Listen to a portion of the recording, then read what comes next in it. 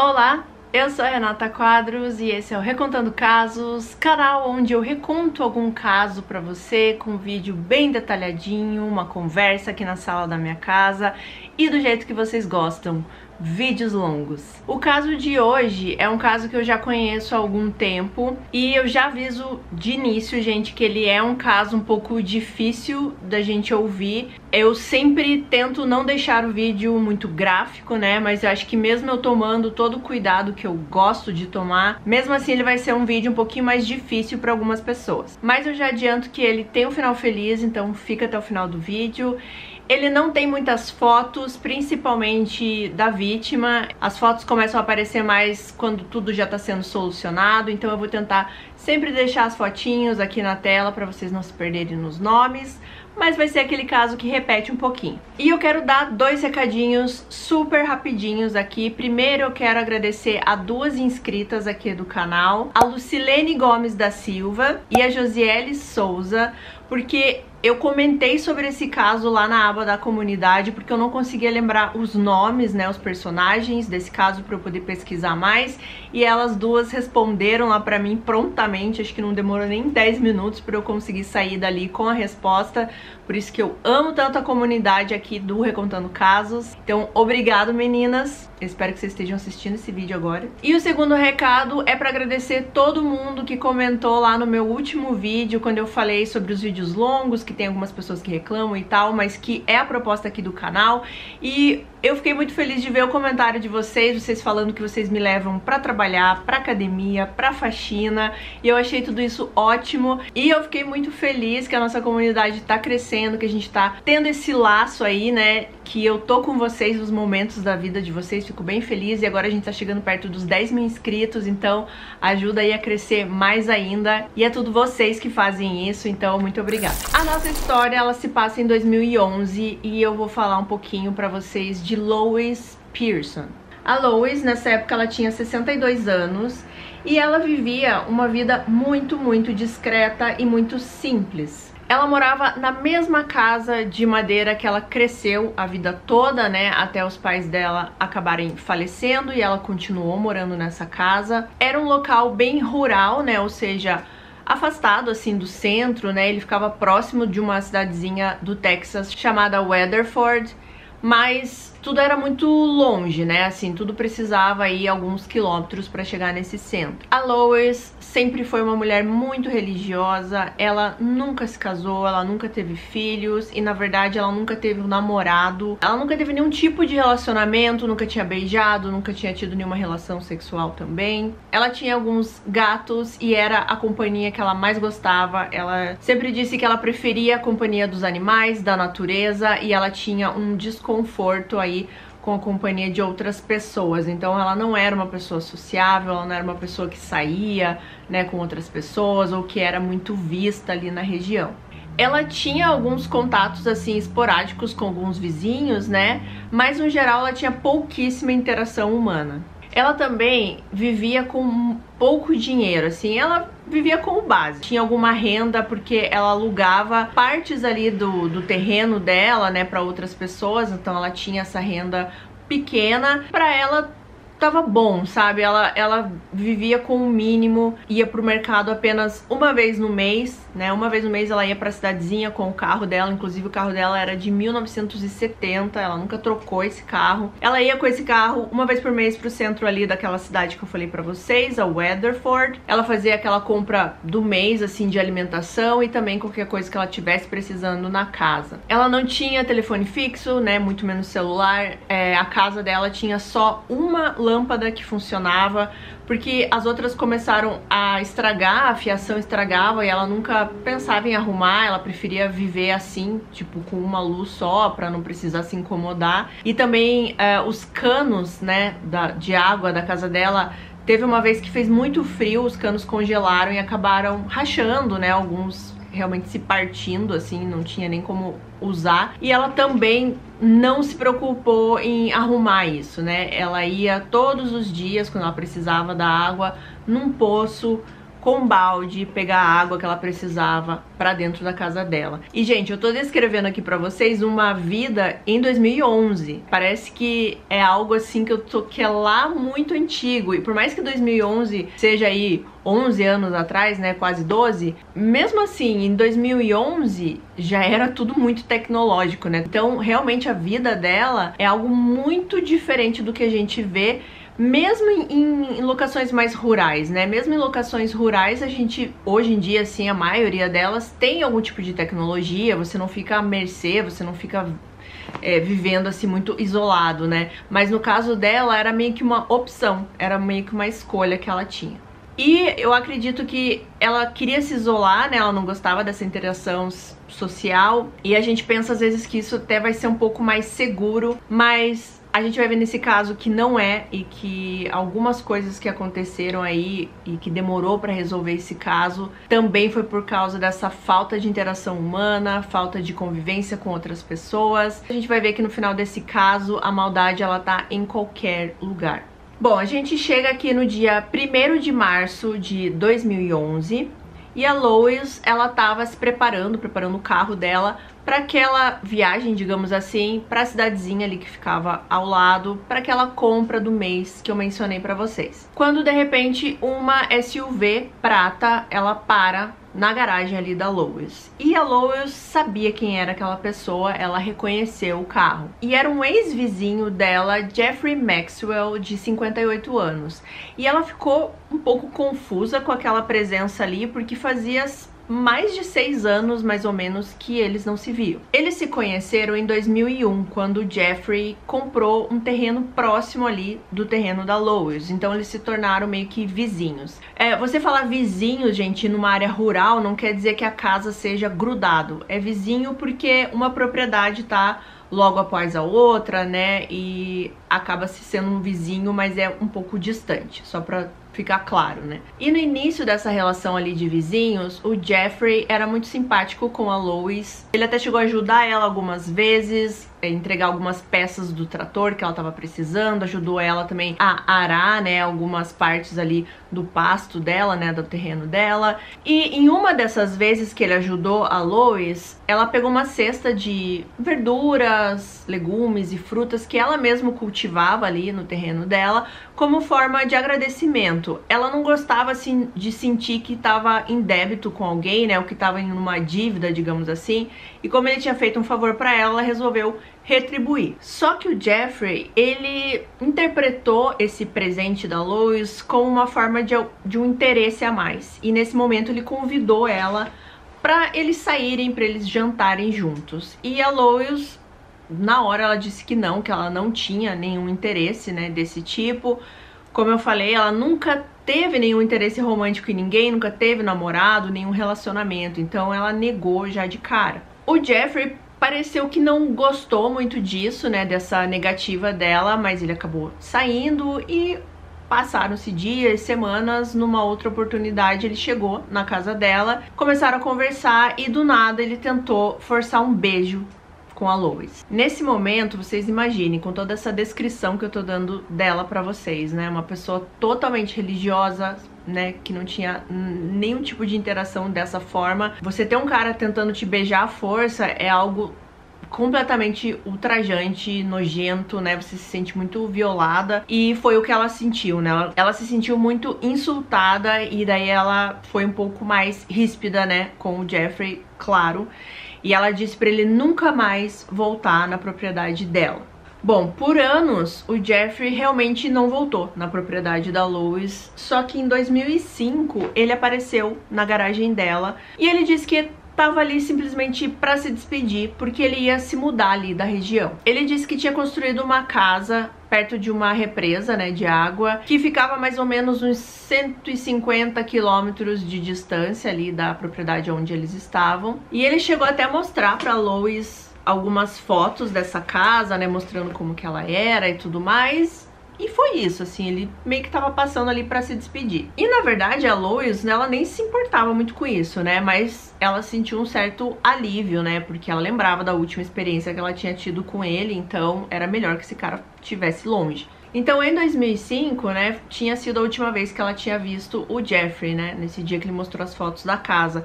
E agora ele estava retornando ali na casa dela 6 anos depois, dia 1º de março de 2011. Então, quando ele chega ali na casa, agora em 2011, né, ele sai do carro e começa a conversar com a Lois como se eles fossem velhos amigos, como se eles nunca tivesse sentido nenhum problema entre eles ali. Ele começou a conversar com ela, mas ela começou a sentir uma vibração muito estranha dele. Ela disse que o olhar dele tinha muita raiva, tinha muito ódio, e conforme ele ia falando com ela, ele ia se aproximando e ela, ao mesmo tempo, ia dando alguns passos para trás. E chegou um momento que eu acho que a tensão ali ficou bem alta e eles simplesmente pararam de falar, né?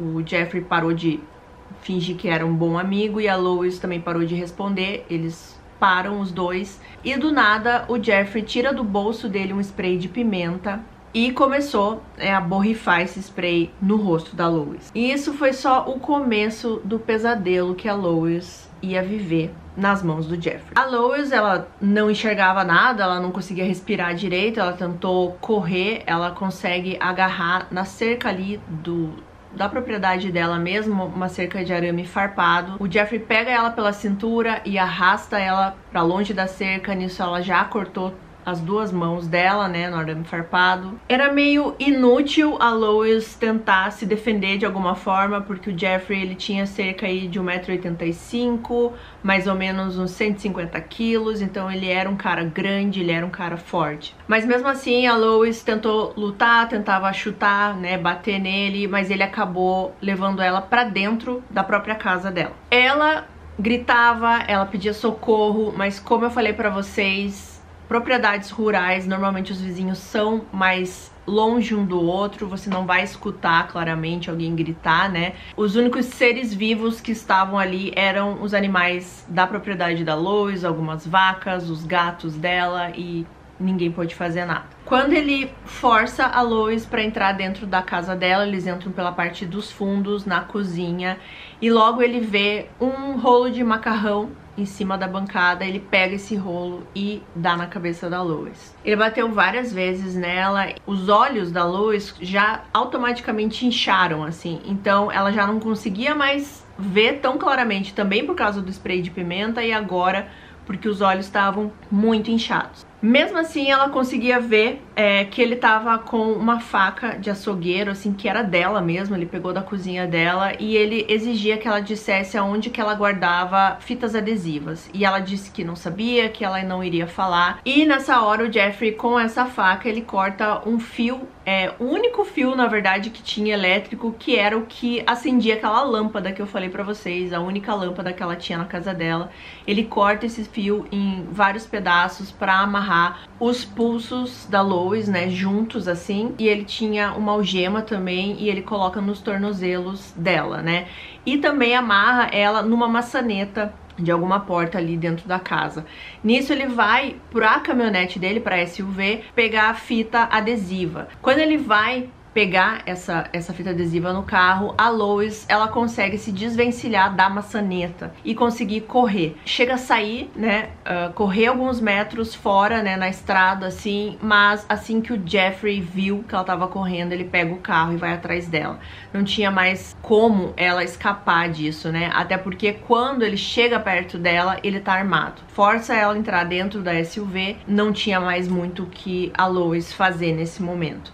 Dentro do carro do Jeffrey, ele tinha uma bolsa, né, uma mala, digamos assim, que tinha praticamente um kit pra matar, assim, qualquer ferramenta que você imaginar pra cometer um crime tinha dentro daquela bolsa. Quando ele coloca ela dentro do carro, ele coloca fita adesiva, né, na boca, ele coloca outra algema nos pulsos, né, ele substitui, que ele tinha amarrado ela com os fios. E agora a Lois está na parte de trás dessa SUV, como se fosse na parte de carga, assim. Ela não estava no banco. E ele começa a dirigir. A Lois estava desesperada e ficou mais ainda quando, nesse caminho aí, dentro do carro, o Jeffrey pergunta pra ela de uma maneira muito amedrontadora e muito sinistra se ela ainda era virgem. Ela começou a chorar muito, porque, gente, imagina o desespero dessa mulher. Ela era muito religiosa e pra ela a virgindade era algo muito sagrado, né? Ela não queria perder isso, né? Ela não queria ter nenhum relacionamento com ninguém, como eu já falei. Então, nesse momento, ela começou a rezar muito. Enquanto eles estavam nesse caminho, a Lois, ela tentava mostrar, digamos assim, pela janela o pé dela que estava algemado, né? Ela tentava bater na janela, só que ele tinha uma espécie de um vidro muito escuro, muito fumê, e conforme a Lois ia, né, fazendo esse barulho, tentando ser percebida por alguém fora do carro, o Jeffrey começou a ameaçar ela mais ainda, e ela começou a ficar com mais medo. Ela chegou também a pensar em dar um jeito de abrir a porta e simplesmente cair pela rodovia fora, porque nesse momento pra ela era talvez melhor ela tentar isso e acabar morrendo do que o Jeffrey poderia fazer com ela. Mas ela não conseguia abrir o carro, ela não conseguia chamar a atenção de ninguém, o Jeffrey estava cada vez mais ameaçando ela com a pistola, né, com a arma que ele tinha. Ela de novo começa a rezar muito alto. E nessa hora que o Jeffrey fala uma das frases mais terríveis, que era o seguinte, abre aspas: "Quando eu terminar com você, você não vai mais acreditar em Deus", fecha aspas. E eu quero que vocês guardem muito bem essa frase que ele falou pra ela. Eles dirigiram ali cerca de uns 150 quilômetros. A Lois percebia que ele estava fazendo algumas curvas, até a hora que ele dá uma ré na garagem. E essa garagem era daquela casa que ele até tinha mostrado algumas fotos pra ela, né, que ele iria se mudar. E era ali agora que ia se concretizar os piores pesadelos da Lois. E, gente, vou lembrar aqui vocês, eu não vou ser super gráfica, né, no que ele fez com ela. Eu vou deixar aqui embaixo os links da onde eu peguei, fontes e também de matérias, inclusive depois eu vou falar mais sobre essas matérias, mas se vocês tiverem curiosidade, vocês podem, né, escutar e ver. Tem até o episódio que é do Discovery Investigação, né, que foi aonde eu conheci esse caso, e ele é dramatizado, então ele é mais difícil de assistir ainda, mas quem quiser pode assistir lá, né. Eu não vou ser super gráfica aqui, porque eu acho que não precisa. Mas quando a Lois sai do carro, ela percebe que tá numa garagem, e aparentemente parecia uma garagem normal, né, com coisas de jardinagem, tinha várias cadeiras, utensílios para casa. Mas quando ela olhou para um certo local da garagem, ela viu algo que chamou muito a atenção dela. Eu vou tentar descrever para vocês como é mais ou menos isso. Mas era uma máquina caseira que ele usava pra, tipo, tirar pele de animais, pra cortar os animais que ele caçava. Era como se fosse assim, gente, imagine uma trave de futebol de ferro, assim, e nessa trave, a parte de cima, tem vários ganchos, né, que é onde eles colocavam os animais.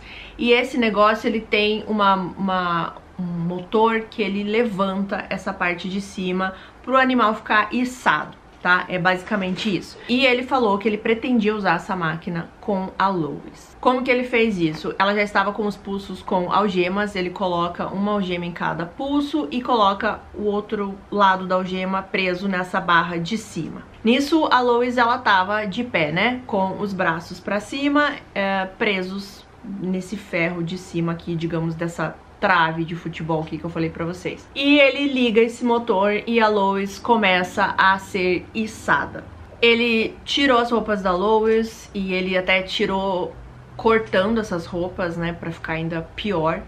E eu quero que vocês imaginem como que foi pra essa mulher de 62 anos que nunca tinha ficado nua nem na frente de um médico, gente. Nem isso. Agora ela tava nessa situação. Quando a Lois estava lá içada, sem roupas, né, totalmente vulnerável, o Jeffrey começou a abusar dela das todas as maneiras que vocês imaginarem. Começou a tocar ela em várias partes do corpo. Ele usava vibradores e todo quanto é tipo desse estilo de utensílios, digamos assim, pra eu não ficar sendo tão explícita que senão o YouTube me barra. Mas todos esses tipos de objetos na Lois. E obviamente não era de uma forma delicada, era algo extremamente violento. E junto com tudo isso ele também continuava batendo nela, espancando ela de diversas formas. Ele chegou a chicotear ela também, ele chegava a prender algumas partes do corpo dela com grampos, enfim, gente, horrível. E assim, garanto pra vocês que eu tô sendo muito superficial.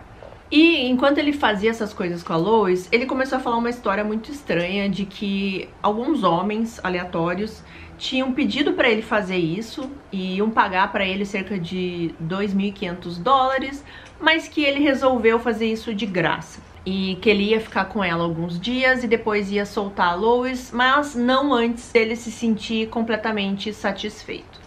A Lois, nesse momento, ela só pensava o porquê que ele tava com tanto ódio dela e se tinha alguma coisa a ver com aquela negativa que ela deu pra ele de não querer sair com ele, ou depois quando ele tentou beijar ela e que obviamente ela não retribuiu, se era por causa disso, porque não tinha motivo nenhum pra ele ter tanta raiva, tanto ódio dela, assim, e fazer tantas coisas absurdas como ele tava fazendo. Depois aí de algumas horas e horas de tortura, o Jeffrey, ele baixa a Lois e ele ajuda ela a subir umas escadas dessa garagem que eles estavam pra casa dele e obriga ela a tomar banho na frente dele, né? Mais um momento aqui que eu vou sempre lembrar o quanto pra ela deve ter sido ultrajante. Nessa hora que ela entra no banheiro, foi a primeira vez que ela se olhou no espelho, depois de tudo que aconteceu com ela. E daí ela pôde ver o rosto dela, como ela tava inchada, como tinha muito sangue no cabelo, em várias partes do corpo. E ela se assustou muito com o estado que ela tava. E a todo momento a Lois rezava. Ela rezava muito e ela rezava alto. E a todo momento o Jeffrey zombava dela, né? E falava que ela tinha que rezar mesmo. E outras coisas assim que diminuíam a fé da Lois. Eu vi num documentário, né, sobre esse caso, eu acho que foi no documentário do Investigação Discovery, que um investigador chega a dizer que como ela ficou muito tempo com os braços pra cima, o próprio peso dela fez com que ela deslocasse um dos ombros. Então ela tava com uma dor, além de toda a dor que ela tava em todo o corpo, ela tava com uma dor muito, muito forte no ombro, porque ela tinha deslocado. E as roupas da Lois foram todas cortadas e rasgadas pelo Jeffrey, então ela teve que vestir roupas que ele deu e eram roupas dele. E ele simplesmente colocou ela pra dormir na cama, também algemada, né, presa na cama, e a cama era presa no chão, né, pra não ter nenhum tipo de chance da Lois sair. E é claro que ela não conseguiu dormir essa noite, ela ficava o tempo inteiro apavorada. E era a primeira noite em muitos e muitos e muitos anos que a Lois dormia fora de casa, porque ela nunca saía da casa dela e muito menos dormir com outra pessoa, um cara que tinha torturado ela por horas e agora ela tinha que simplesmente deitar e dormir do lado dele. Óbvio que ela não ia conseguir fazer isso e ela não conseguiu, ela ficou acordada a noite inteira. Então agora a gente vai conhecer um pouquinho quem era esse monstro do Jeffrey Maxwell. O Jeffrey, ele era um homem muito perigoso e ele passou a maior parte da vida dele abusando de mulheres. Desde quando ele era adolescente, quando ele foi crescendo, ele costumava, por exemplo, roubar roupas íntimas das casas das pessoas, sejam de casas que ele entrava para invadir, para roubar, e ele procurava essas peças, ou às vezes casas de amigos. Ele ia no cesto de roupa ou no quarto procurar alguma peça íntima da mãe do amigo ou da irmã do amigo. Ele teve muitos empregos ao longo da vida dele, mas ele nunca teve uma profissão. Ele ia pulando de emprego em emprego. Ele foi mecânico, ele trabalhou numa loja de ração, ele também foi guarda de uma prisão. E nos últimos anos ele vivia de benefícios por invalidez. Até onde eu consegui entender, porque ficou um pouco confuso, ele tinha esses benefícios porque era dito que ele tinha problemas mentais, então por isso que ele ganhava esses benefícios. Mas ficou um pouco confuso porque eu não sei assim se realmente não era algo meio que por debaixo dos panos.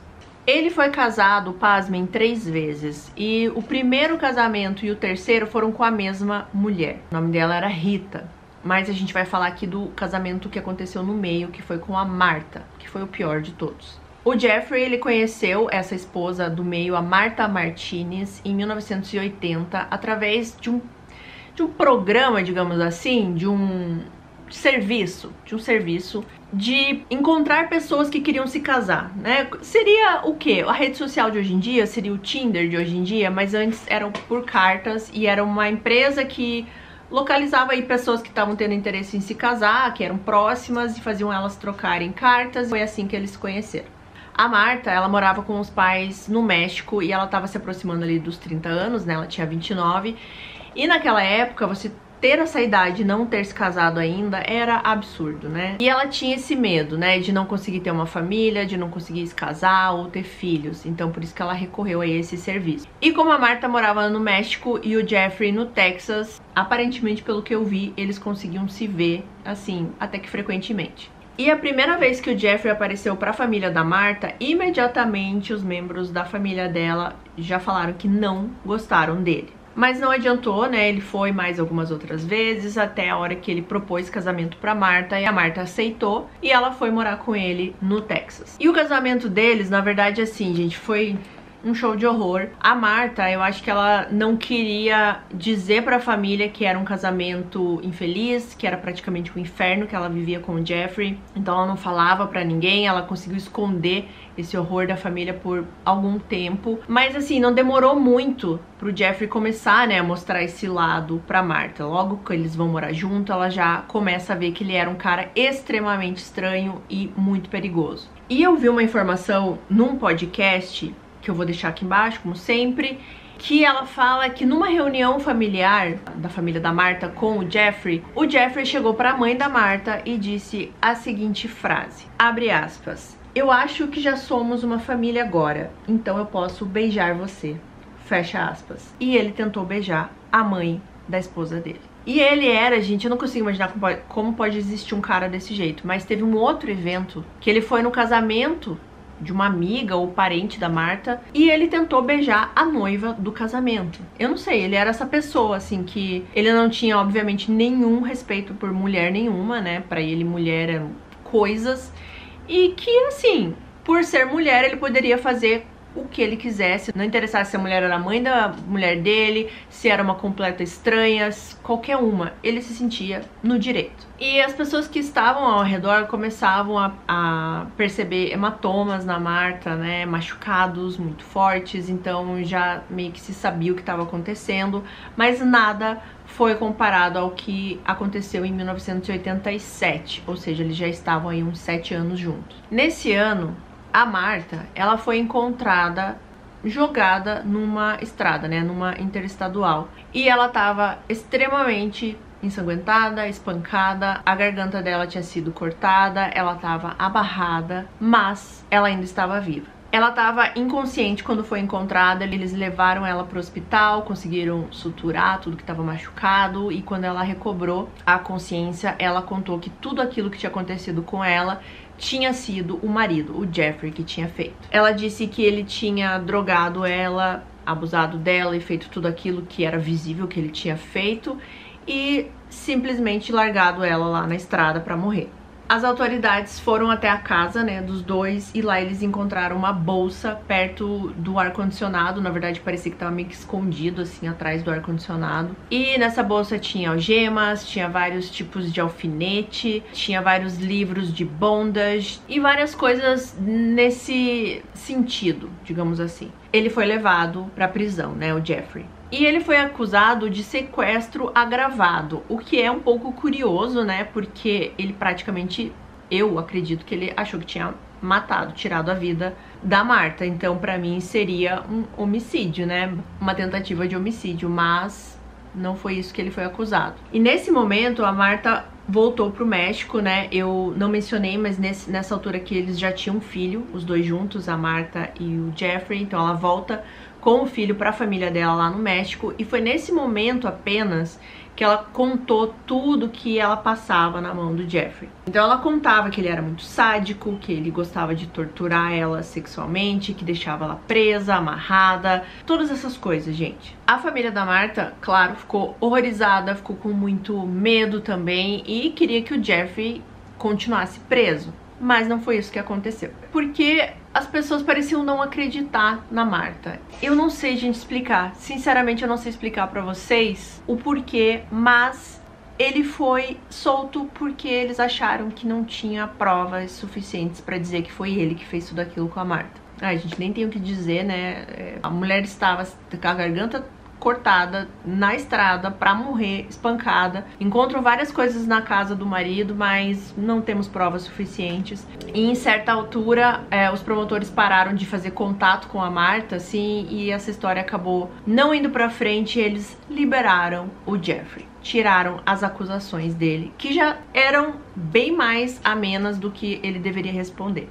Mas não acaba aí a história com a Martha, porque quando ele sai, ele começa a escrever cartas pra Martha novamente. E naquele estilo de relacionamento abusivo, ele começa a dizer que não vive sem ela, e que ele vai melhorar, e que foi tudo um erro, e que ele sabe que o que ele fez foi horrível, enfim. E a Martha, naquela ânsia que eu comentei no começo de querer ter uma família, de querer ter essa vida, né, que é idealizada e tudo mais, ela volta pro Jeffrey, achando que vai salvar o casamento e que agora vai ser diferente. Eu nem vou comentar sobre isso porque eu sei que vocês vão comentar bastante aqui embaixo, mas é um pouco inacreditável depois de você quase ser morta, você voltar pra um cara desse.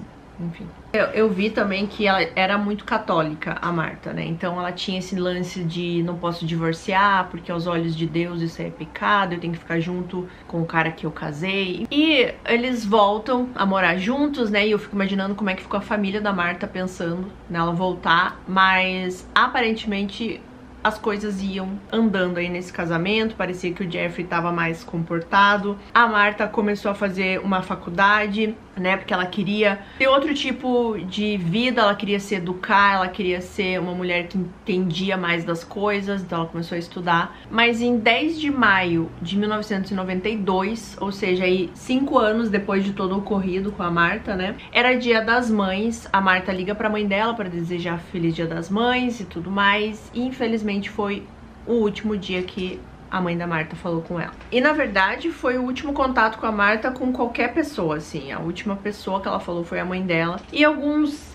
dias depois, a mãe da Martha recebeu uma carta, né, que era aparentemente da filha dela, dizendo que ela tinha ido embora. Que ela tinha deixado o Jeff, que depois de 11 anos ela viu que realmente não tinha como salvar aquele casamento, e que ela tava deixando o filho pra ele cuidar, e que não era pra ir procurar ela, porque ela tinha arrumado a vida dela, ela tava em outro caminho. E é óbvio que a família viu que aquilo não era verdade, por vários motivos. Primeiro porque ela jamais abandonaria nem a família dela, assim, muito menos o filho dela. Outra coisa é que a Martha, ela sempre falava em espanhol com a família dela e sempre por telefone. Ela nunca escreveu carta pra família e a carta tava em inglês. Várias bandeiras vermelhas aí apitando, né, vários sinais de que algo estava errado. O irmão da Martha foi imediatamente pro Texas, foi falar com a polícia pra registrar um desaparecimento e as autoridades não fizeram nada. Porque ao invés de eles registrarem esse desaparecimento, eles foram entrar em contato com o marido da Martha. E ele simplesmente disse que ela não estava desaparecida, que ela tinha saído por conta própria, então as autoridades não fizeram nada. E a Martha, gente, nunca mais foi encontrada, nunca mais teve nenhum sinal de que ela possa estar viva em algum lugar. Até hoje. Então em 95, né, 3 anos aí depois que a Martha desapareceu, entre aspas, ele pediu o divórcio da Martha e ele casou novamente com a primeira esposa que ele teve, a Rita. Sério, só fica pior, assim, parece que é inacreditável. Quando ele se casa com a Rita, 2 dias antes, ele tinha violentado uma amiga da Rita, 2 dias antes do casamento. Essa amiga, que na verdade era a melhor amiga da Rita, ela tinha alugado a parte ali da casa pra morar, né? Nos Estados Unidos acontece muito disso, eles têm uma casa, então uma família mora em cima, outra embaixo, então era meio isso que tava acontecendo. A amiga dela tava morando junto nessa casa, e ela foi conversar com o Jeffrey porque a pia da cozinha dela não tava funcionando. Ele disse que ia consertar, mas não foi isso que ele fez. E 2 dias depois, ele se casou com a Rita. Tipo, a amiga dela nunca falou isso pra Rita, porque obviamente ele ameaçou ela, ele era um cara muito perigoso, muito violento, e de novo, ele consegue escapar. E no casamento da Rita também, ela já tinha 2 filhas de casamentos anteriores. E o que vocês acham que aconteceu, né? As 2 meninas, se eu não me engano, elas tinham ali, em média, uns 13 anos. E as 2 falaram pra mãe que o Jeffrey tinha abusado delas, né? E chegou um momento, assim, que elas chegaram pra mãe e falaram, ó, ou você fica com ele, ou com a gente, né? Deu um ultimato na mãe e a mãe acabou, obviamente, ficando com as filhas. Mas... de novo, o Jeffrey escapou de mais um crime. E uma observação que eu preciso fazer aqui, porque eu não consigo deixar passar, o quão perturbador é a gente ver quantos homens saem impunes da violência que eles cometem aí contra as mulheres. Parece que a sociedade acredita que, é ok, faz parte, né? Como se a mulher fosse realmente uma propriedade. E aqui a gente tá falando de alguns anos atrás, gente, mas isso acontece hoje em dia, inclusive em comentários nos meus vídeos, assim. Eu não lembro exatamente qual foi o caso que eu contei, que teve uns comentários, assim, que eu não consegui acreditar que a gente tá em 2022, assim. Então é muito triste e dá muito medo também, né? Que isso ainda aconteça nos dias de hoje, e acontece, gente, acontece muito.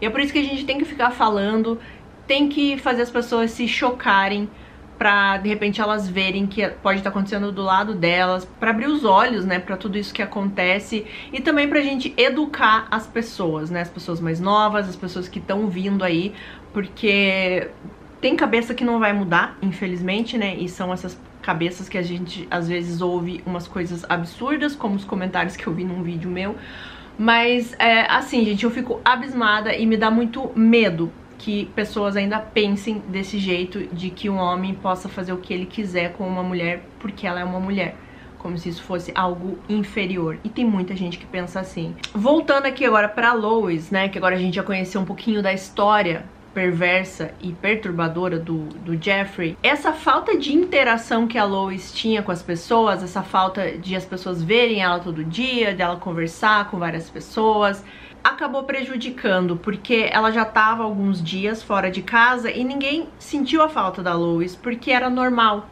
entende? Era normal ninguém ver ela, era normal as pessoas não saberem sobre ela. Um caso que eu contei aqui, que foi a da Deborah, né, e que foi uma mulher que também desapareceu, o vizinho sentiu a falta dela praticamente no dia seguinte, porque ela tinha esse convívio com as pessoas.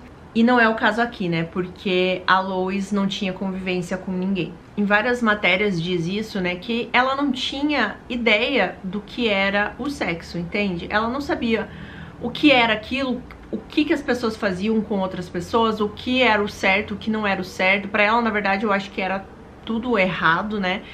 E ela foi criada assim, ela tinha essa crença dentro dela que não era algo que ela queria fazer, não era algo que interessava ela, ou que às vezes podia até ser pecado, não sei. Quando ela era menor, né, os pais chegavam a falar pra ela que ela não podia beijar ninguém, né, porque tinha germes e várias coisas do tipo. Então, pensa o que era a cabeça dessa mulher nesse momento, assim. Além do terror, né, que já é um terror pra qualquer mulher que estivesse nessa situação, mas ainda pra uma mulher que foi criada dessa maneira, né, que tinha essas crenças, né, é absurdo a gente imaginar. E durante essa primeira semana que ela ficou ali com o Jeffrey, ela não conseguia dormir. Ela, assim, ficava a noite inteira com o olho arregalado, porque ela achava que a qualquer momento ela iria morrer. E teve uma manhã que ele começou a fazer mingau de aveia pra ela comer, ela comia, e chegou um dia que ele falou que ele precisava comprar mais cadeados pra deixar ela presa, então ele teria que sair de casa, né? E nisso ele foi levando ela pra garagem, pra ela ficar içada de volta naquele local. E a Lois ficou completamente desesperada e começou a suplicar pra ele não colocar ela naquele lugar novamente. E ele deu uma escolha pra ela, que ou seria essa máquina aí que ele tinha colocado ela anteriormente, ou ele apontou pra uma caixa que tinha na garagem. Uma caixa que parecia que tinha sido recém-construída, assim, de madeira, meio que parecida como um caixão, só que um pouco maior. Nessa hora ela nem pensou 2 vezes e escolheu esse caixão. Pra ela, nada poderia ser pior do que ela passou naquela máquina, né? Então, ela acabou entrando nesse caixão. Entrando não, né? Ela foi forçada, porque ele amarrou também, algemou de volta os tornozelos, os punhos. Ele colocou uma espécie de mordaça, digamos assim, no rosto dela, na boca, e colocou ela dentro dessa caixa. A caixa, ela tinha uma tampa também de madeira, assim, bem pesada. E em alguns lugares eu vi que ele colocou como se fosse uma ferramenta, uma chave, assim, de roda, digamos assim, entre o caixão e a tampa, para que ela não se sufocasse, assim, para ela ter algum ar. Mas ele colocou essa caixa embaixo de um banco, de uma bancada. Então ela não conseguiria, mesmo se ela tirasse a tampa, ela não conseguiria sair dali. E era uma caixa muito pesada também, né, que ele obviamente fez ali todo o esforço para que ela não conseguisse mover a caixa também. Então quando ele sai, ela começa a se debater naquela caixa. Essa chave que ele tinha colocado pra ela respirar um pouquinho melhor acaba caindo. E eu, do jeito que eu tô falando, parece que até que ele foi cuidadoso com ela, né?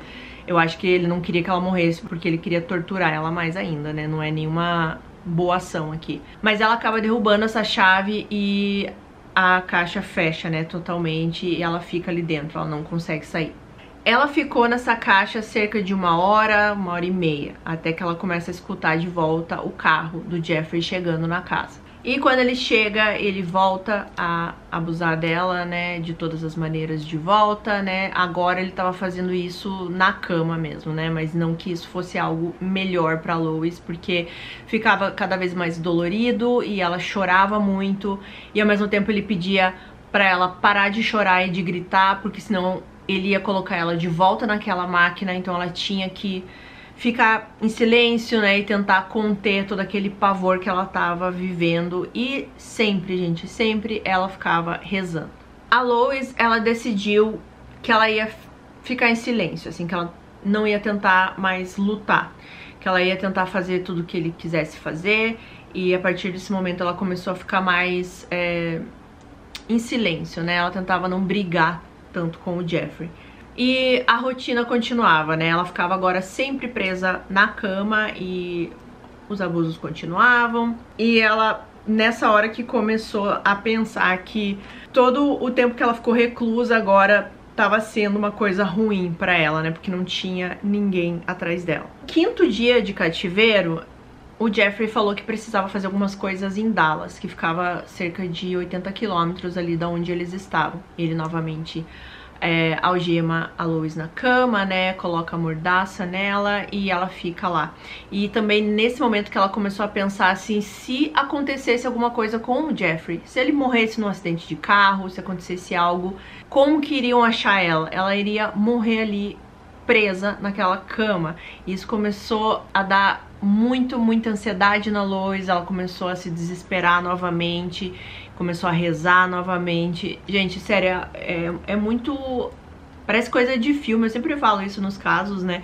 Mas a realidade, ela sempre consegue ser pior do que qualquer filme. Então, ao mesmo tempo que ela pensava assim, nossa, eu não quero que ele volte, ela pensava que ele tinha que voltar, porque senão ela ia morrer ali. Nesse momento também é descrito que ela tava naquele pavor, dentro daquele quarto, algemada, sentindo todas as dores e se sentindo ultrajada e suja, e ao mesmo tempo ela escutava o mundo lá fora, assim. Ela diz que chegava a escutar pessoas cortando grama muito longe, os passarinhos cantando, os sons da natureza, né? E o quanto o mundo continuava lá fora, né? O quanto as coisas estavam acontecendo e estava tudo calmo lá fora, e ali dentro era o completo inferno. Nesse dia, quando o Jeffrey voltou, ele ainda tirou sarro da Lois, porque ela acabou fazendo xixi na cama, né? Então ele ficou debochando dela. Tudo que ele fazia era pra ela se sentir o pior ser humano possível. E como eu falei, nesse dia ele disse que tinha algumas coisas pra fazer em Dallas. Mas era uma mentira, porque na verdade o que ele fez foi voltar até a casa da Lois. Ele pegou a bolsa dela, alguns documentos e dinheiro, e colocou fogo na casa da Lois. Ele colocou fogo no carro dela também. E no mesmo dia, assim, quando estavam passando as notícias desse incêndio naquela casa, ele fez a Lois assistir a todas as matérias que falavam do incêndio na casa dela. É dito que ela conseguia ver nas imagens da casa pegando fogo os pertences dela, como partituras do piano que pertenciam à mãe dela, fotos do pai dela que ela nunca mais conseguiu recuperar.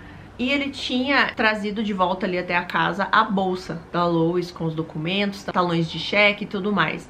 Porque ele disse pra ela que tava na hora dela começar a pagar pela estadia dela na casa dele, que tava sendo muito caro manter a Lois ali. Mas enquanto o Jeffrey achava que agora ele tinha colocado um ponto final em tudo, né, queimado tudo junto com todas as coisas da Lois, na verdade o que ele fez foi chamar atenção pro desaparecimento da Lois, porque agora, por causa do incêndio, a polícia estava procurando a dona da casa, que era essa mulher de 62 anos.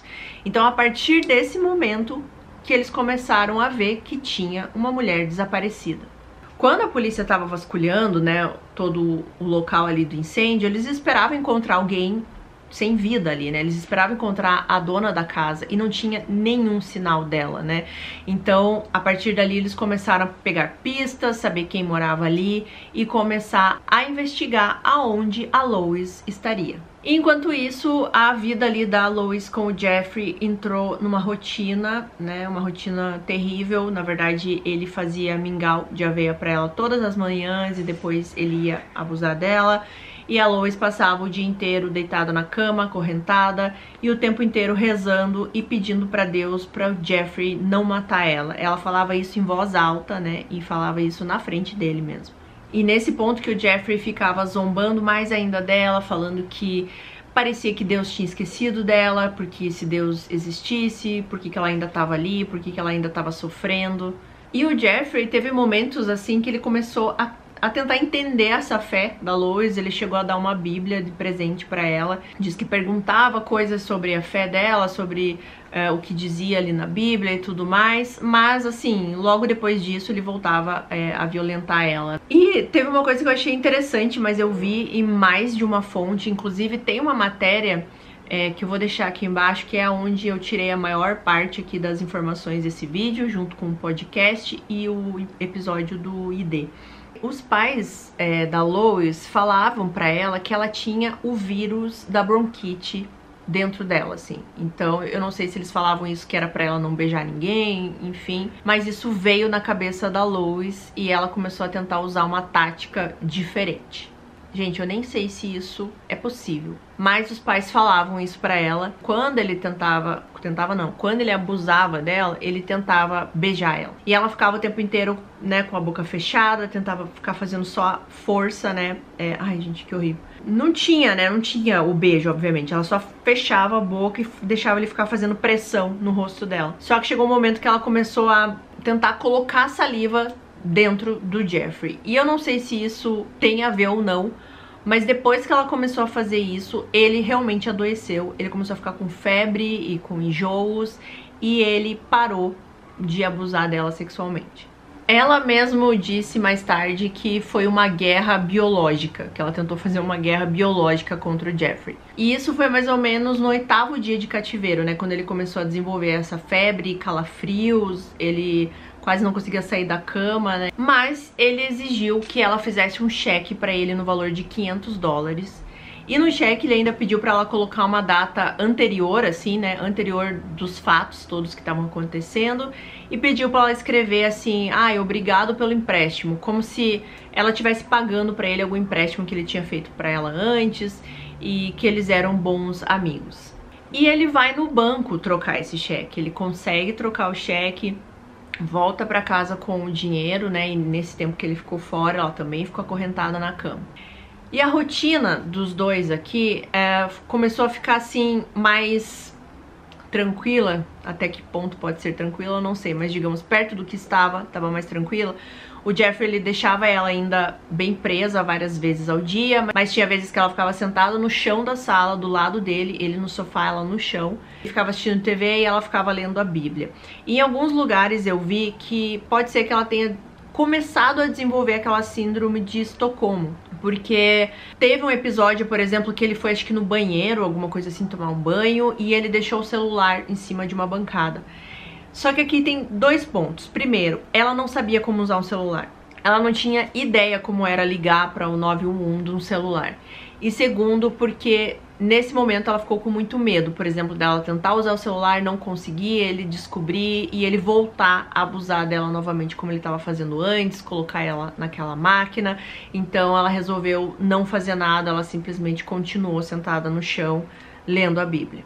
Nesse ponto aqui, a polícia ela já tinha fotos da Lois, né, porque eles já tinham descoberto quem morava naquela casa, as pessoas que conheciam, né, já tinham falado quem estava morando ali, então já tinha fotos da Lois pra todo quanto é lugar. Mas, de novo, ninguém conhecia a Lois não era vista na rua, a Lois não era uma pessoa sociável, então, por mais que as pessoas vissem o retrato dela, quem que ia conhecer ela? Tipo, praticamente ninguém. Ninguém falava, ninguém reconhecia, ninguém sabia do paradeiro dela. É muito triste isso, né? A gente pensar que ela tava lá precisando que alguém fosse atrás dela e justamente porque ela era tão reclusa, ninguém podia ajudar. Teve um momento que o Jeffrey pergunta pra ela se ela é capaz de perdoar ele pelo que ele fez, pelo que ele tinha feito, e ela diz que sim, porque a religião dela falava pra ela dizer isso e que ela tinha que perdoar. Nesse momento ele dizia assim que ele precisava achar um jeito de como que eles iriam sair dali, como que ele, né, iria se safar mais uma vez de um crime. Então ele começava a dizer, por exemplo, que eles deviam se casar, porque daí ela não ia poder depor, né, testemunhar contra ele, mas depois ele mudava de ideia e falava, não, mas eu tenho que continuar porque eu vou receber um dinheiro, né, aquela história que eu contei no começo, que ele disse que alguns homens contrataram ele pra fazer tudo isso com a Lois. Então ele ficava mudando assim pra tentar entender o que ele iria fazer com a Lois, e ao mesmo tempo ele dava a entender que ele iria libertar ela e tinha horas que não, que realmente ele fosse tirar a vida dela.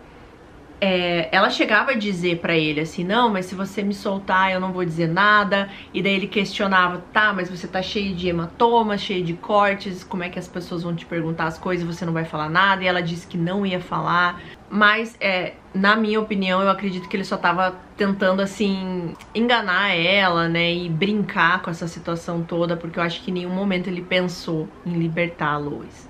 Dia 12 de março chega e dia 12 de março marcou o 12º dia que a Lois estava nas mãos do Jeffrey. Ele estava assistindo um filme de ficção científica, ela continuava sentada no chão lendo a Bíblia.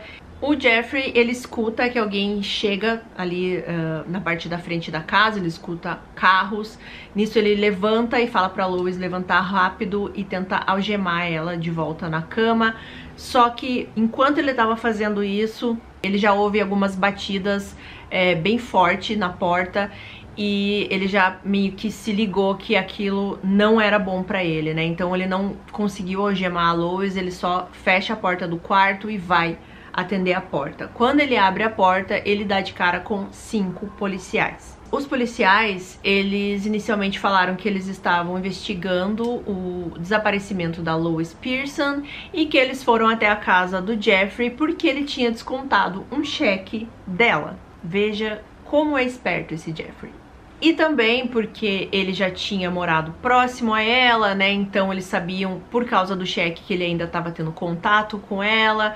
Então eles estavam fazendo essas perguntas meio que assim, investigando casualmente. Não que ele estivesse sendo suspeito de nada. Era essa a ideia inicial que a polícia estava passando para ele. Só que assim, quando a polícia chegou ali na casa, eles já começaram a achar muito estranho, porque eles já olharam o carro do Jeffrey que estava ali fora.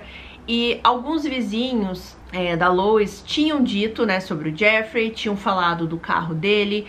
E uma coisa que foi muito significativa é que um dos vizinhos chegou a dizer que viu essa SUV prata no dia do incêndio na casa da Lois. E essa SUV prata, ela era muito característica porque ele tinha aquele adesivo de deficiente físico, né, que você usa para poder estacionar nas vagas de prioridade e tudo mais. Porque, como eu falei para vocês, parece que ele era diagnosticado aí, ou fizeram ele ser diagnosticado, eu não sei, com algum tipo de deficiência, e por isso ele recebia aqueles benefícios também. Então ele tinha esse adesivo no carro, e quando os policiais chegam, eles reparam isso no carro que estava ali na garagem. Então eles já começam a ligar todos os pontos. Eles chegam a perguntar, né, pro Jeffrey se ele tinha visto a Lois. Ele disse que tinha visto alguns dias atrás, e ele mesmo menciona o cheque. Ele fala, ela me pagou um empréstimo, mas ele mencionou que eles já tinham sido vizinhos anteriormente. Ele tenta assim fingir que tá tudo bem. E foi no momento que o policial pergunta pro Jeffrey se ele tá disposto a ir à delegacia para fazer um depoimento, para contar mais detalhes. E a Lois, lá do quarto, ela começa a tentar abrir a porta para ver o que tá acontecendo, e é no momento que ela consegue ver pela fresta que as pessoas que estão na frente da casa eram policiais. Ela disse que viu, a coisa que chamou a atenção dela foi o emblema, né, aqui escrito xerife. E quando ela viu isso, ela começou a gritar: eu estou aqui, eu estou aqui. Me arrepia só de falar, gente, nossa, de você pensar no alívio que foi pra essa mulher ela falar: eu tô aqui, né, tipo, me salvem, por favor. E ela tava tão diferente que os policiais, eles nem reconheceram quem era. Teve até um deles que perguntou: mas quem é ela? Quem é você? E é na hora que ela diz: Lois Pearson. E daí foi a hora que o pesadelo dela acabou. Nesse primeiro momento, eu acho que ela tava tão apavorada, e também, como eu falei, poderia ser que ela tivesse com um pouquinho iniciando aquela síndrome de Estocolmo, mas ela começou a dizer que ele não tinha feito nada, que eles eram vizinhos, que eles eram amigos. Mas eu acho que era o pavor, né? O pavor de ele ainda poder fazer alguma coisa com ela. Mas é óbvio, né, que os policiais não acreditaram nisso. Eles algemam o Jeff, né, colocam no carro e começam imediatamente a revistar toda a casa do Jeffrey. E os policiais não estavam preparados pro que eles iam encontrar naquela casa. Eles encontraram várias algemas, várias correntes, todos os objetos que ele usou na Lois estavam espalhados pela casa, alguns com sangue ainda. Tinha a pistola dele, tinha vários conteúdos, né, revistas, fitas, VHS de conteúdo assim muito perturbador, né, coisas relacionadas à escravidão também, assim, gente, coisa que não é normal, tá? Não é normal as pessoas consumirem. E é claro, na garagem eles encontraram aquela máquina. E eles falam até que embaixo ainda tinha um lençol, tava todo sujo de sangue, né? O que chamou atenção porque ele se preocupou em não sujar o chão da garagem, né? Ele colocou um lençol ali pra não sujar o chão da garagem. Meu Deus. Eles encontraram também a caixa, né? Toda aquela... Gente, tudo que eles conseguiram pegar naquela casa, eles catalogaram, e foram cerca de 100 itens. E um dado curioso aqui, antes da gente entrar aqui no julgamento, quando a polícia começou a processar todo esse caso, né, desde o incêndio e o que tinha acontecido ali com a Lois, a polícia começou a achar muito parecido com um caso que tinha acontecido 11 anos antes, em 2000, com uma mulher chamada Amélia Smith, de 51 anos. A casa dela foi encontrada incendiada, o carro também, e ela nunca foi encontrada. A Amélia também morava ali próximo da propriedade da Lois, ela também era uma mulher muito religiosa.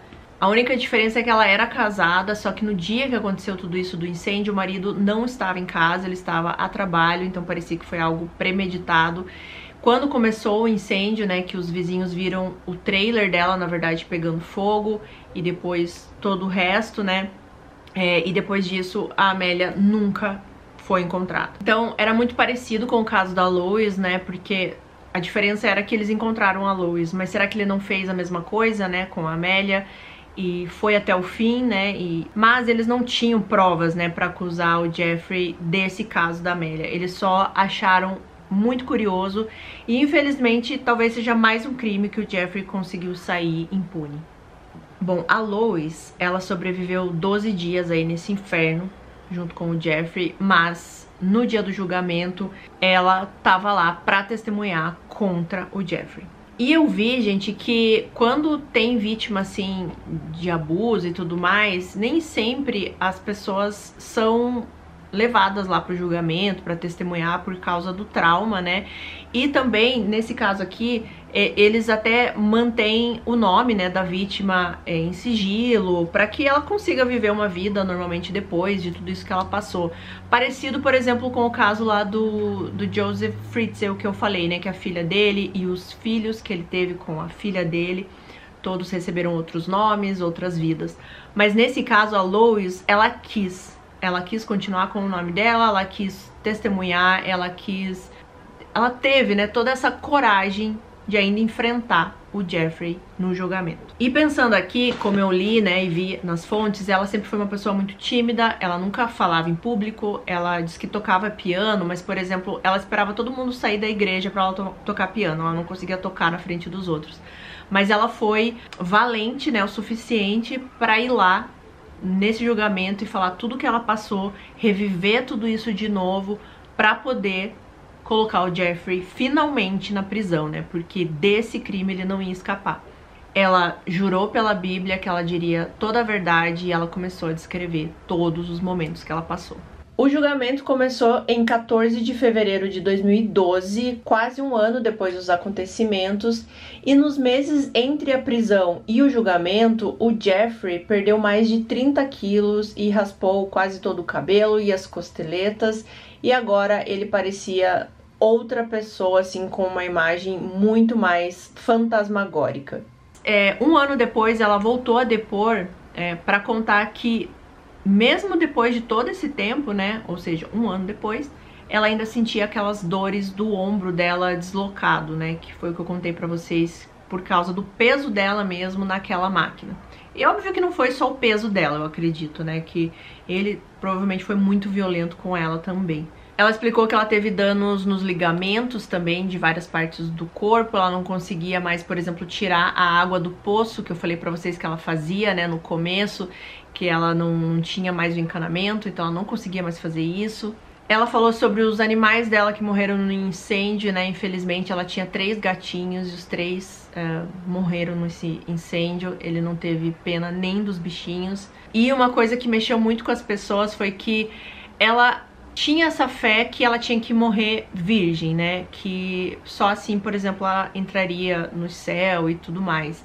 E isso ele tirou dela, né? Então, pra ela, significava muito. Era muito mais do que a virgindade em si. Era algo muito maior pra ela, né? E ele tirou isso dela. Uma das coisas que ela disse foi o seguinte, abre aspas: "Quero que você saiba que existe um Deus e que ele respondeu às minhas orações pra poupar a minha vida." E o depoimento dela sempre foi cercado de muita emoção, né? As pessoas que ouviam tudo aquilo se emocionavam bastante. O Jeffrey, numa entrevista que ele deu na prisão para as autoridades, assim, né? Não pra TV, ele chegou a dizer que ele nunca tinha feito isso com um completo estranho. Tudo isso que ele fez com a Lois. Que ele já tinha tentado fazer isso com a segunda esposa dele, a Martha, e que ele tinha até usado uma arma de choque nela. O Jeffrey, ele chegou a dizer para os policiais que ele tinha fantasias sexuais com a escravidão, mas ele nunca deu um motivo por que ele fez isso com a Lois. Na verdade, tinha horas que ele falava que ele fez com ela porque ela era muito,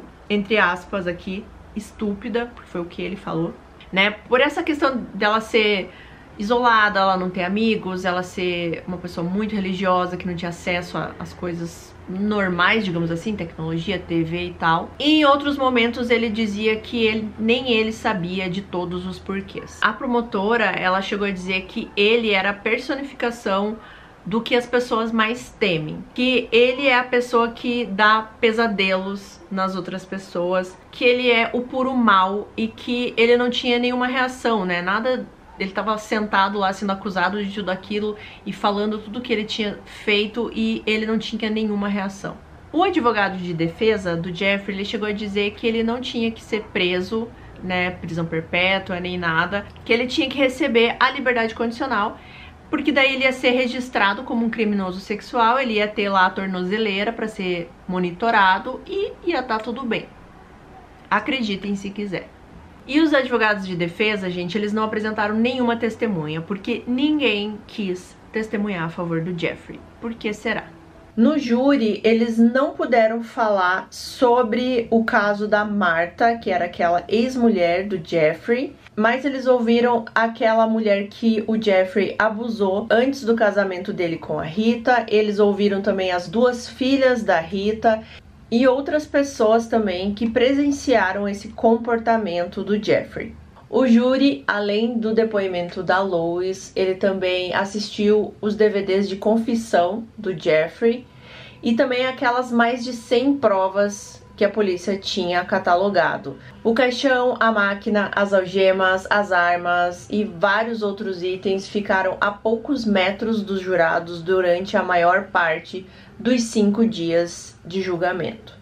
O júri era composto por 6 homens e 6 mulheres e demorou menos de 1 hora para eles decretarem o Jeffrey como culpado, né, de todas as acusações, e também menos de 1 hora para chegar até a sentença de 3 prisões perpétuas consecutivas. E a Lois, ela disse sobre a sentença que ela ficou muito aliviada, porque o medo dela era que ele saísse e fosse atrás dela de novo. E que dessa vez, provavelmente, ele ia tirar a vida dela, porque ele não tinha conseguido da primeira vez. E ela disse, abre aspas, é um milagre que eu esteja viva, fecha aspas. Foi perguntado para Lois se ela perdoava o que o Jeffrey fez com ela, e ela disse que estava tentando perdoar. Ela disse, abre aspas, porque é assim que nossa fé religiosa ensina isso. Se eu não o perdoar, irei para o inferno. Minha fé religiosa ensina isso. E certamente não quero ir para o inferno por não perdoar aquele homem. Fecha aspas. E ela se fez muitas perguntas depois de tudo, né, do porquê ele escolher ela, e ela chegava a essa conclusão de que provavelmente era porque ela tinha essa vida isolada, que ela não conhecia muitas pessoas. Ela também ficava se perguntando se ele não tivesse colocado fogo na casa dela, se as pessoas iriam procurar por ela algum dia, talvez não, talvez ela já tivesse morta. Então, querendo ou não, foi por causa disso, né, que foram atrás dela, apesar que ela perdeu os animaizinhos dela, perdeu várias lembranças. Ela chegou a dizer que ela nunca mais teve nenhuma foto da família dela, dos pais, né, porque ela perdeu tudo na casa, mas que se não fosse isso, talvez ela não estivesse viva. A Lois, ela tem ali agora uma comunidade, digamos assim, que tenta proteger ela. Ela tem pessoas que vão até a casa dela todos os dias para saber se ela tá bem ou não. A igreja onde ela frequentava, eles fizeram uma espécie de arrecadação, conseguiram $17 mil para ela tentar voltar, né, a começar a vida dela novamente. Esses $17 mil, eles conseguiram comprar um trailer para ela morar provisoriamente. Eu não consegui encontrar, assim, informações recentes de agora, né? Você vai encontrar informações aí mais ou menos da época onde tudo se resolveu, né? E eu acredito que seja por isso, assim, porque as pessoas precisam, né, depois de tudo que ela passou, deixá-la em paz, né? O novo trailer é todo lacrado e aconchegante nas noites frias. A igreja também deu a ela um novo piano e ela ainda não tem carro, mas tem um telefone novo e recebe carona de seus amigos. A Lois diz que antes desse sequestro ela raramente falava com alguém e que agora ela estava tendo que se ajustar à vida social dela. Hoje ela recebe ligações de amigos da igreja o tempo todo, conversa com seus vizinhos quase todos os dias. As pessoas estão sempre parando para ver como ela está ou para trazer comida, pequenos presentes. Os membros da congregação pediram para que ela cantasse na frente da igreja e antigamente isso teria sido algo impensável para Lois fazer, mas depois de tudo ela gosta da sensação de fazer as pessoas felizes. Ela ainda aprecia ficar quietinha na natureza, mas ela também gosta agora de passar um tempo com seus novos amigos. E ela deu uma entrevista para uma revista onde ela disse: antes disso, eu nunca soube o quanto gostava das pessoas. É bom que a gente saiba que tem pessoas cuidando dela, né, nos dias atuais, que vão lá verificar se ela tá tudo bem, se ela tá precisando de alguma coisa, né? Isso já acalenta um pouco o nosso coração. É muito triste porque ela teve que passar por tudo isso para ela entender que sim, a gente precisa de outras pessoas. Você não precisa ser a pessoa mais, nossa, super sociável do mundo, mas você tem que ter pessoas que te conheçam, que possam te ajudar, que saibam aonde você tá, que vão sentir a sua falta se você desaparecer, né? E ela não tinha isso, e hoje ela vê o quanto isso é importante, o quanto é importante você ter pessoas na sua vida. Até hoje, gente, ninguém sabe aonde tá o corpo da Martha, né, aquela segunda mulher dele, e também o corpo da Amélia, aquele outro caso que eu falei pra vocês que a polícia achou muito parecido com o da Lois. Até hoje, ninguém sabe. E esse caso, quando eu vi no ID, gente, no ID, como eu falei, é muito dramatizado. Ele é um pouco agoniante de assistir, né? E mesmo assim, mesmo sendo agoniante, eles não dramatizaram exatamente o que aconteceu, né? Eles foram pra outro caminho, assim, porque quando você vai ler realmente o que aconteceu, que foi quando ela deu a entrevista, né? Eu vou deixar aqui nos links e tal pra vocês verem. Os detalhes são muito sórdidos, né? Então, quando eu vi esse caso de ID, me chamou muito a atenção, porque eu não conseguia ficar assistindo, era muito atormentador. E quando eu tava assistindo, assim, né, eu pensava, meu Deus, é mais um caso daqueles que é o mal personificado, né? É o mal em si, esse cara, assim, não tem outra explicação pra quando alguém faz isso com outra pessoa. E não adianta a gente ficar falando assim, ah, viu, mas ela era sozinha, não queria falar com ninguém, e é isso que acontece. A maldade tá em todos os lugares, em lugares rurais, na cidade, em pessoas que têm muitos amigos, em pessoas que têm pouquíssimos amigos. O cara era um ex-vizinho dela, teve pouquíssimo contato com ela, e ele já era uma pessoa ruim. Ele foi ruim com pessoas próximas a ele, com a família dele. Então, assim, não é a questão da Lois. Pode ser que ela se tornou uma vítima mais fácil, pode até ser, mas o errado aqui é ele, né? O mal tá nele. E apesar de eu estar super chocada quando eu tava assistindo esse caso no ID, eu continuei assistindo e eu jamais imaginava que ela ia sobreviver. Então, quando eu vi que ela sobreviveu, eu falei, nossa, gente, tipo, como, né? Aonde ela achou forças pra fazer isso, ainda mais tendo a personalidade que ela tinha. Ela não era uma pessoa super ligada, super antenada, sabe? Ela era do jeitinho dela lá. Ela sobreviveu. E assim, independente do que a gente acredita, do que você que tá me assistindo aqui acredita, o que salvou essa mulher foi a fé dela. A fé que ela sabia que de alguma forma ela ia ser salva. Ela teve que se apegar a alguma coisa pra ela acreditar que ela ia sair de todo aquele inferno, né? E eu acho muito, assim, que foi isso que salvou ela. Essa força que ela tinha dela mesma, de que ela ia sair dali e de que algo ia acontecer e que ela ia ficar viva, né? E, enfim, é muito emocionante esse caso, assim. Eu acho que casos de sobrevivente é muito emocionante. E no caso dela, uma senhorinha de 62 anos, quando a gente vê as fotos dela, quando ela tava saindo, né? Eu tentei encontrar fotos mais recentes, não tem. Só consegui essas, e essas ainda parece que são prints de um vídeo que eu também não consegui encontrar, então é bem difícil de achar informações assim desse caso. E eu espero muito que hoje ela consiga ter uma vida boa, apesar de tudo, apesar do terror que ela passou, que ela consiga viver a vida dela do jeito que ela gosta de viver, sem ninguém importunando ela, e que ela consiga de alguma forma se curar de todo o terror que ela passou. E é isso pro caso de hoje, gente. Eu espero muito que vocês tenham gostado. Muito obrigada por assistir aqui até o finalzinho. Eu vou esperar você em qualquer outro aqui dos vídeos que você ainda não assistiu, o que é difícil, porque todo mundo que tá entrando aqui tá maratonando tudo, e eu não reclamo disso, eu tô amando. Gente, muito obrigada, vocês fazem o meu dia muito mais feliz. Eu espero que eu esteja aqui fazendo o dia de vocês um pouquinho melhor, distrair um pouquinho, mesmo que os casos sejam tristes. Eu tento trazer aqui alguma reflexão, alguma coisa do tipo que faça a gente pensar, né? Faça a gente ter um pouquinho de sentimento nessas histórias que são tão tristes. E será que a gente bate os 10 mil antes do final do ano? Aí agora é com vocês, meu povo. Um beijão. Tchau.